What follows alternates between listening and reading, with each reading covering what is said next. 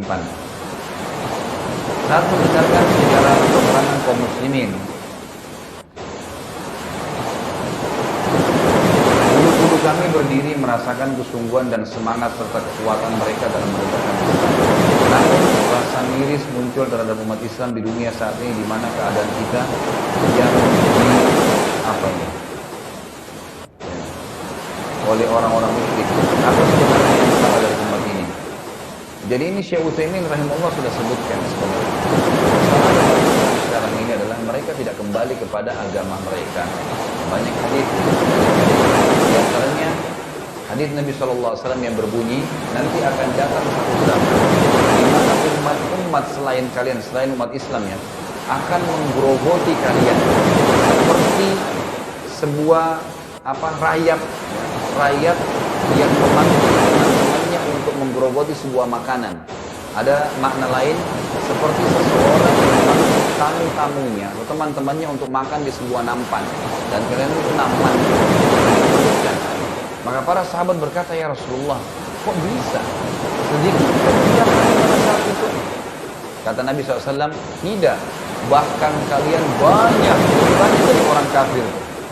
Sahabat bingung, karena zaman dulu pasti sahabat lebih sedikit, tapi menang. Nanti kita lihat nanti di perang Uhud ini bukan kalah ya. Nanti kita lihat yang saya jelaskan, perang Hamzah Asad itu yang luar biasa. Jadi Nabi SAW waktu pulang ke Madinah membentuk pasukan yang dari Uhud. Nah, instruksi Nabi begini, semua yang ikut Uhud nggak boleh pulang, nggak boleh masuk rumahnya. Dalam kondisi masih berdarah, masih luka, naik kuda, berangkat lagi, kejar orang Quraisy. Jadi itu luar biasa gitu pada saat itu terjadi nanti. Mereka tidak pernah kalah di peperangan, dan pada saat mereka menyerang lagi, orang-orang Quraisy malah ketakutan, buru-buru ke Mekah, karena mereka bilang, pasukan baru kalah, luka-luka udah bisa pasukan baru nyerang, kalau orang lemah pasti nggak mungkin. Karena gara-gara strategi Nabi itu hanya orang Quraisy terkenal Jazirah Arab terkalahkan dalam medan perang. Nabi menunggu di sebuah tempat namanya Hamrat Asad. Nanti kita lihat. Maka para sahabat bingung. Apakah kami sedikit waktu itu ya Rasulullah? Kata Nabi SAW, tidak. Kalian sangat banyak melampaui jumlah orang-orang kafir. Tapi kalian seperti buih di air, di lautan. Buih kita ada di lautan kan tidak ada nilainya. Di mana air jalan dia akan busa-busanya itu pasti akan ikutin airnya. Seperti itu kalian. Mudah terombang ambing. Dan pada saat itu yang menjadi penyebab utama adalah al-wahan. Kata para sahabat, ya Rasulullah, apa itu wahan? Kata Nabi SAW, dunia wa karahiyatil maut. Kalian mencintai dunia, takut kehilangannya, dan mencintai karena khawatir mati. Dalam riwayat Tirmidzi dikatakan, hubbu dunia wa karahiyatul jihad. Kalian cinta dunia dan takut berjihad. Nah pada saat itu memang umat Islam tidak mau bela agamanya. Umat Islam lagi dibunuh, mereka biasa saja. Mereka anggap aman-aman, kita masih bisa makan, tidak mendoakan. Nah ini kelemahannya memang. Saya punya kepedulian, minimal dengan doa. Ya kata Ibnu Utsaimin rahimahullah, kembali kepada kemuliaan. Tidak ada Bapak Ibu sekalian di zaman Nabi SAW dan para sahabat sesuatu dari muslimin yang dirampas secara paksa, kecuali Nabi SAW suruh rampas secara paksa. Jadi nggak mungkin Palestina ini sekarang kita mengkhayal dengan perdamaian. Berapa banyak umat Islam sudah dibunuh? Emang harus perang? Nggak bisa. Harus jihad, kumandani perang. Kalau masalah pemimpin umat Islam sekarang kenapa tidak kumandankan? Ya itu secara individu mereka. Ini semoga Allah berikan kita.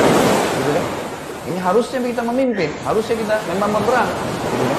Kalau ada seorang pemimpin Muslim yang luar biasa memang imannya, dia akan suruh perang. Kalau saya jadi raja ke Anda semua, saya jihad perang semua. Nah, kita perang kenapa enggak? Gitu kan? Cuma sayangnya ketakutan orang-orang Islam. Hanya masalah itu, kalau mereka berani saja tegakkan agama Allah, sekarang kita umat Islam ditipu. Mereka mengatakan orang Islam teroris hanya dengan 2-3 orang berperang. Misalnya, Amerika masuk ke Irak, merampok Irak, ngambil minyaknya tiap hari dengan alasan Saddam Hussein yang buat masalah. Lalu apa urusannya dia dengan Saddam Hussein? Apa urusannya dia mengambil minyak-minyaknya? Ini penjajahan dengan cara modern. Umat Islam ditipu lagi. Dan anehnya ini kita tahu sebenarnya, tapi pura-pura tidak tahu. Ini kelemahannya. Kalau kita bisa angkat ini, ya, kita tidak cinta dengan dunia, mendahulukan agama, dan kita akan berperang meninggikan jihad, maka insya Allah akan selesai. Umat kita orang kafir takut dengan Islam sebenarnya. Makanya mereka selalu menyebarkan momok-momok negatif tentang jihad. ada juga umat Islam yang menyalahgunakan nama jihad. Nggak benar gitu kan. Hanya secara individu, hanya secara ini tidak boleh sebenarnya.